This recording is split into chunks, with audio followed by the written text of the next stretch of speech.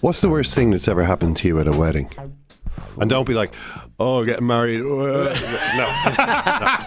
That's our usual style. Wow. What's the worst thing that's ever happened to you at a wedding? Oh. I think I concussed myself at one. I was wearing a very slippery pair of shoes on a very slippery... It actually wasn't even the dance floor. It was like at the bar. And I took a severe knock. This probably sounds like a humble brag. Yeah. Well, but many years ago, when I started my marathon running and eating a bit better and stuff like that, I lost a certain amount of weight in a relatively short space of time. Certainly, I lost the weight after the last time I had worn the only suit I possessed. Gotcha. So I'm literally. It was a wedding a long way from home. I whipped the suit out of the bag, put it on. It's like, I'm swimming in this thing. So, a bit of discomfort in an oversized suit. If that's the worst thing that's happened to me at a wedding, hey, that's not the end of it. That's not so bad. With my svelte physique at the time. did you have a belt? I did have a belt, yeah. Well then, But I mean, how bad? There's only so tight a belt can really, if it's too loose, a belt is almost irrelevant. Oh God! And so, like, what happened that made this like a terrible experience? People coming up and saying, "Wow, you're so much thinner than your suit." I mean, that's... I just wanted to talk about that weight loss I had that year. I actually set Ken up to ask that question just so I could tell that amazing story. Well, I had my suit fit me on the day, and it was less kinetic than your episode. Yeah. But it was one of those where I remember it was like a friend of mine who was getting married to somebody. They were actually both Irish but lived in England. A lot of their friends were English. Okay. Nothing wrong with that. No. It was a union of the pharmaceutical and media industries. Fuck. If you can imagine the crowd, there was members of those types of drawn from that sort of background. Some of the most popular people in society in both of those areas. Well, and maybe maybe given what you said, they have to keep their wits about them, which might have been the reason I seem to be the only person drinking at this wedding. Okay. Wow. The only person drinking. A lot of them were English, Yeah. They're not as much crack at weddings. I have heard that said, not any weddings I've attended, just for any English people in my life. Yeah. It's on blast now. The barman literally said, no one's drinking, this is going to last all night. Wow. Remember him saying that. What, the free bar? The free bar. Yeah. So I was like, okay. And that So did hang on, prove to be true. you appear to be the only person drinking at this wedding, and you have a free bar all night. Yeah, and the barman's basically he's given you the barman needs something he's to thrown do. down the gauntlet there. He's like, can you finish this free bar, you personally? But I was sitting at a table with my wife and also a bunch of English people. Yeah. Some journalists, some pharmaceutical people. Mm-hmm. And I didn't know any of them, obviously. Yeah. And you're kind of like, what should I do? Should I just mind my own business? That wouldn't be your style. It is my style these days. But not back then. Well, they started talking. I mean, it was one of those. Everyone's like, pretty boring. Yeah. And then they started talking about what's the best tourist attraction in Ireland. I've been to the Leprechaun Museum. What is the best tourist attraction in Ireland? And they sort of started discussing their various things, what tourist attractions they've been to. Guinness Storehouse, Cliffs of Moher. That type of thing. And for some reason I said, do you know what is the biggest tourist attraction in Sweden? Well, you're a real people pleaser, aren't you? Well, I had recently been to this tourist attraction. Okay. It was fresh in my mind. Yeah. Do you know what is the biggest tourist attraction in Sweden? Do you know? I do not know. No. Do you know? No. They didn't know either. I said, it's the Vasa Museum. Okay. And I suppose they were kind of, how interesting. Reacting much like myself and Murph have. Mm. And I said, taking it as my cue to Inform them all. I said, it's a ship, it's a ship that sank many years ago, the 1620s. A very big ship, and people are sort of looking at me, and I'm like, well, so it was 1620s, 30 Years' War. That was sort of where I started. Yeah. And I kind of started into an account of this ship, the Vasa, and, the wider context of the 30 Years' War. Sweden was involved. You had King Gustavus Adolphus, who was like a megalomaniac, a very ambitious king. He was an awful piece of work on, as we well know. He dreamed of a mighty Baltic fleet. He had some unrealistic ideas about warships. He said we should have the biggest floating fortress that's ever been constructed. This actually sounds pretty interesting. And he said, let us build the biggest warship, and Sweden will rule the waves. And they chopped down most of the trees in Sweden to build this thing. They poured in. It was like 5% of their GDP or something for 4 years. That's what 5%. They put everything into this thing. And the king was getting excited, and he was like, "More! I want more! I want more gun decks! I want another gun deck! I want another gun deck!" And they said, "Of course, he's a king," and they were adding more and more guns and another gun deck. And some of the shipbuilders started to think, "She's getting top heavy." She's getting top heavy. But the king was like, "No, I want more guns. I want more guns." And now, after I talked for longer than I've talked now. Yeah. If you've had a few glasses of white wine or something, sometimes you're a little, you're kind of groping for what was the thought, what was the word, where am I going? You're in expansive form. You're plunging on. Eyes, they've got glazed eyes. That's you start to look around and you're thinking, I think some of those eyes are looking a little glazed now. Yeah. I feel like there's a sort of a tension now around this table.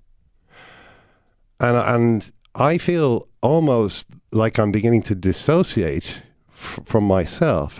And I actually feel as though I am one of those other people sitting in a chair watching me telling this story, which for some reason I've started to tell. And actually it's a very involved, long story. There's a lot of backstory. And I'm doing a lot of exposition here. I've been talking about the 30 Years' War for like 7 or 8 minutes now. And I don't know any of these people apart from my wife, she's got her eyes like her head is her head is bowed. Her head is bowed, and he's doing it again. But also, what options do I have? I would say, let's get to the end of the story. Well, but exactly. I have to get to the end of this. That's the only way this is going to end. I have to get to the end, but. The story, there's still a lot of it left to go. So I continued, and the fateful voyage of the Vasa. The crowds lined the Stockholm harbour. The whole city came down. Everybody knew that this ship. We've been building it for years. We poured everything into it. No one had seen it. Well, everyone had seen it now. The Vasa was there, sails billowing, gun decks, wobbling. Everybody was, have you seen the foreign ambassadors were there? Yeah. All the foreign ambassadors came down and they were all, jeez, have you seen this? And and they cheered it away from the dock, and everyone's waving flags and cheering and singing patriotic songs.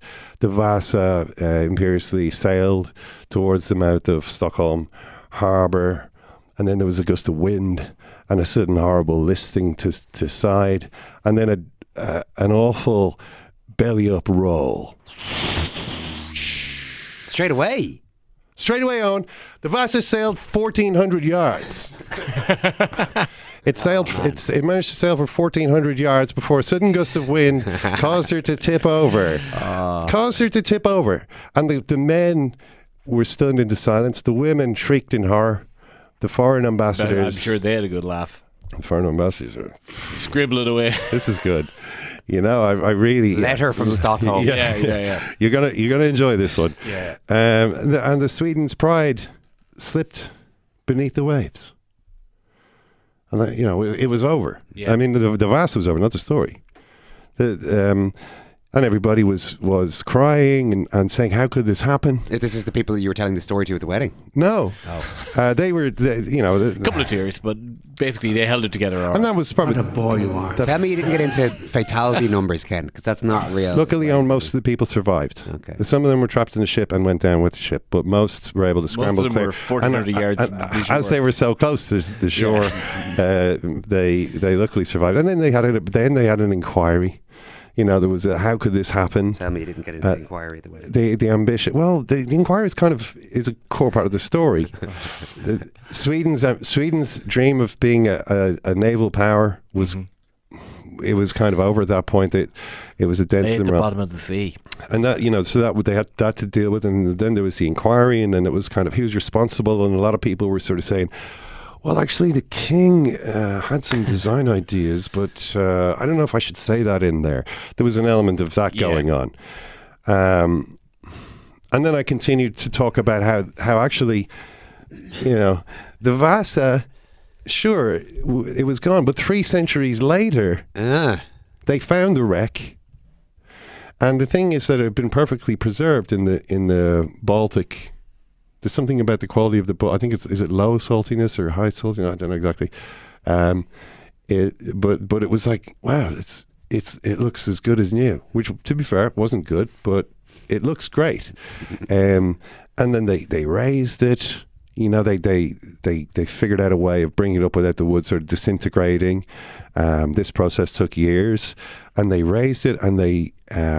It's now the centerpiece of this museum. You should go and see it. It's one of the most amazing things I've ever seen. This beautifully preserved yet fatally badly designed 17th century warship, and the whole museum has been turned into a kind of a learning experience, like a parable or like a lesson about accountability sinks and the need for people to speak up.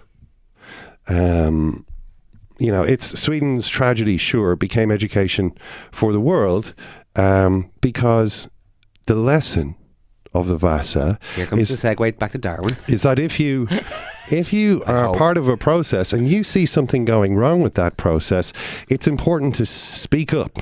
Yes. You have to speak up. Even if it's going to be awkward, even if you think people's nose are going to be out of joint, you have to speak up. And the Swedes are very polite, you see. They don't like to speak up. You know, the Swedes they keep, well, I'll look after my business, you look after your business, and I won't stick my nose into your business, and you better not stick your nose into my business. But unfortunately, when you're doing a big team project like building the biggest warship in the world, that's not good enough. You need to have communication, and you need to have people who are willing to stand up and say, this madness must stop. And that was the end of the story.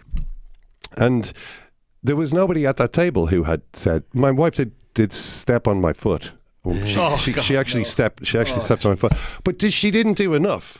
Like, I realized the story itself was another Vasa. Vasa. Yeah. It was the story was the Vasa. There's levels and levels in this. There was nobody there. Those English people, I think, were actually kind of enjoying it. Not the story, but what was happening. Your discomfort. Yeah, they enjoyed that. They didn't enjoy the story, but they began to look at this guy. This guy's something, isn't he? He's, you know, I wonder how much longer this can go on for. I mean, I don't know how long it was, and I mean, it was the intense shame, but also resentment that I had towards all of those people.